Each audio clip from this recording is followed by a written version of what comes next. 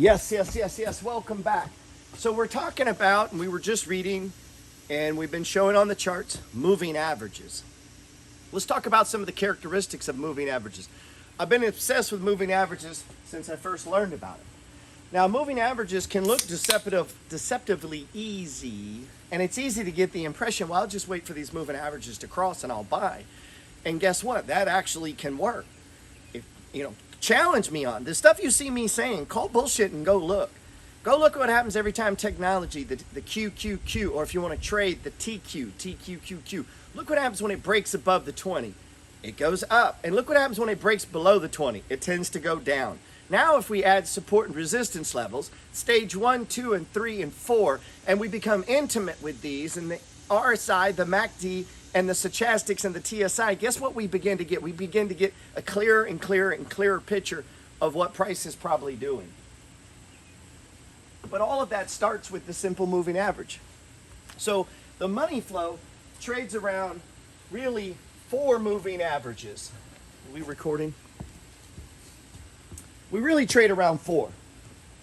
Number 1, and the main moving average is the 20 period, right? It's actually, you're going to hear me call it the 20-day. When you say period, meaning a 20-day moving average is only a day moving average as if it's on a day chart. The moment we put it on an hourly chart, it's now a 20-hour moving average, right? Or a 15-minute period. It's a 15-minute period moving average. What I want to talk to you about is the 20-day, okay? Not period. Because we're looking at day charts. So the most important moving average is the green 20-day. I like to make it green for the color of money, right? This is our money play. When price is above the 20-day moving average, we are making money. When price is moving below, our account balance is dropping. Make sense? And so the 20-day is super important. So we know it's, okay, so we got the 20, right? 20-day MA. And what do we know? If price is above it, that's bullish, right? If price is below it, that's bearish, right? So we can all agree on that. That doesn't mean buy or sell. It's bearish, it's bullish. That's what's happening, okay? Now we can combine that with is the stock in a stage. So if we're looking at the 4 stages of price movement and price is below it right here, after having been in a stage 3 where the RSI went extreme over here, right? And then price started to go sideways and now we're breaking down, that would be bearish. And then price breaking below that 20 could be a sell signal, as in downsize the trade or get out. It's over. The swing is over. For me, if I'm swing trading, I'm looking to buy on the breakout. That's price being above the 20-day moving average, bullish. And then I'm looking to sell it when price gets really far from the moving average and triggering the RSI. So now we see how the RSI, the stages, the 20 all came together to show what? The movement of price, the 4 stages, the money flow. The moving, hey fat cat. So the 20-day is super important. My book, I talk about the trigger. The trigger is simply this. Let's say the 20 starts to move. The 5-day is going to move first. Where they cross, make sure you can see that in the camera. Where they cross is the trigger. And this is the 5 EMA. Now, why an EMA? EMA stands for exponential moving average, meaning we weight the first 2 days in the sequence of numbers more, meaning today's new candle. So there's going to be, in a 5-day moving average, there's 5 bars, right? Well, guess what? We weight this one twice, meaning instead of having 5 individual bars, we only have 4. This one gets weighted twice. So I'm always giving more weight to the newest candle. Why? That turns it faster. Hey, it turns it faster than a simple moving average. Does that make sense? So exponential moving averages move faster than simple. The 20-day moving average covers 1 month of trading. So if price breaks above that, I can conclude price is bullish because it's now above the average price of the last month of trading. Does that make sense? So the 20-day is our monthly indicator. Where's price over the last month? Well, the 20-day moving average will tell us that. Price above it, we're bullish. Price below it, we're bearish, okay? The gray areas. Hey. Hey. The gray areas, people love the cat, I leave him in there. The gray areas are when shit starts to go sideways. You know, the moving average starts to do this. You start to get the whipsaws. That's where support and resistance comes in. That's where comparing price against the indicators come in. That's where the money flow, the book, the money flow trading system. This is where human experience and skill come in. Realizing and spotting a gray area quickly. So right now with Bitcoin, in live time, today's July, I don't know when you bought this course, but right now it's July 4th.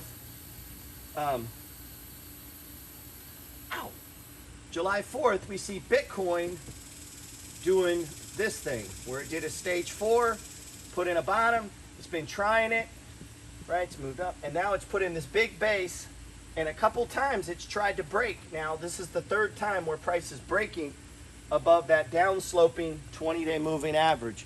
And so what we'll expect to see is price breaks above it. If it's a true breakout, what happens? We're going to get a trigger. So the 5 EMA will close above the 20, followed by the 10 EMA, right? And then the 20. And they will become a numerical order like this. We're going to see them like this, right? And you're going to have the 5, the 10, and the 20. And they're all three going to be pointing up as price begins to make that Titanic turn. As we turn the boat around, big thing like Bitcoin is hard, but a stock like maybe a penny stock, it could be fast.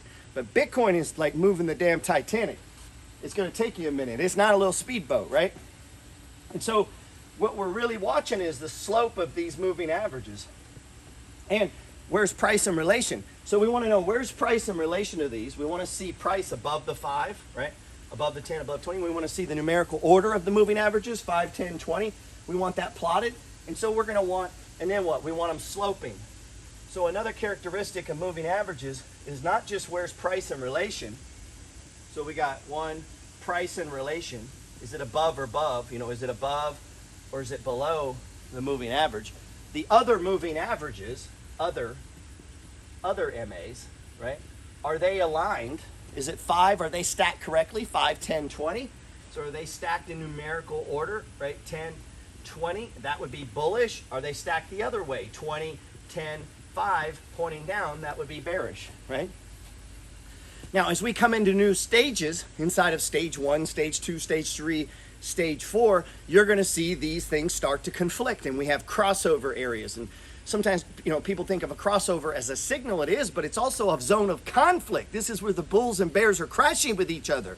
People are disagreeing, and this is where you get zones of whipsaw. And that's why if we can quickly identify boxes, then we can keep the moving average from whipping us out, because the box will establish support and resistance. And as we step back and look at the bigger picture of stage 1, 2, and 3, we can put this stuff together like a soup, right, to help us determine. So where's price in relation to the 20? Where's price in relation to the other MMAs? I'm going to tell you to make your 5 red. It's the trigger. It's the alert. A 5 EMA is an alert, okay? That's an alert. Alert, alert. The purge has begun, right? So that crossover, that's an alert signal. That's confirming. That's confirming you were right about your stage 1. It's confirming you were right about your breakout, because price probably already broke out and you probably already jumped it. Now you know, okay, we have the crossover. If stock pulls back at all, I've got the stage 1, stage 2 identified. I've got a trigger, a breakout. I can add to this position, assuming it's going to keep going, okay? We assume what's in motion stays in motion. So once it's configured 5, 10, 20, I assume it's going to keep doing it until the RSI goes extreme. If it's configured the other way, 20, 10, 5 pointing down, I assume it keeps going down until either it gets to a point where it's already been, or the RSI goes extreme to the downside. And so I want to trade things that zero's off the table. So if you remember recently, I cut Ride. Now we're getting into portfolio management here. Why? I don't know. The stock may go up or down, but it's going to do it without me, because the moment I lose conviction in you and your company, fuck that stock, man. You're going to hear me say that. I'm done with it. Why? Because I'm looking for stocks that I can have conviction in. I want to be able to hold them when they go down, or at least be able to follow them and add to it. I want to remove zero from the table. I want to remove bankruptcy. I need to have confidence, and I need to trade with courage, and I want to approach these markets and feel good, man, not nervous and confused. And so the moment you make me nervous or confused, and it's not just a chart. Price going down makes amateurs nervous. That don't make pros nervous. Bitcoin going down fucking excites me. Why? Because I plan to sell it much higher. So that might shake you out. It ain't shaking me out. I've already taken 0 off the table. But if you're struggling with 0, then it's going to shake you. So the moment I have anything that I can't mentally understand or have confidence in or courage in, I cut it and I move on. There's plenty of other things to trade, and I might have been wrong. That's okay. I'm not wrong because I'm living by my conviction of I want to be a courageous trader who trades with not stupidity. Like, I want to look at shit that is risky and go, fuck it, and then go, see, I was right. Okay, well, you got lucky. You're a gambler. I don't want to be a gambler. I want to get rich for certain. Every day, richer and richer and richer. And that's what moving averages do, is they give me insight into what price is doing. I hope that helped.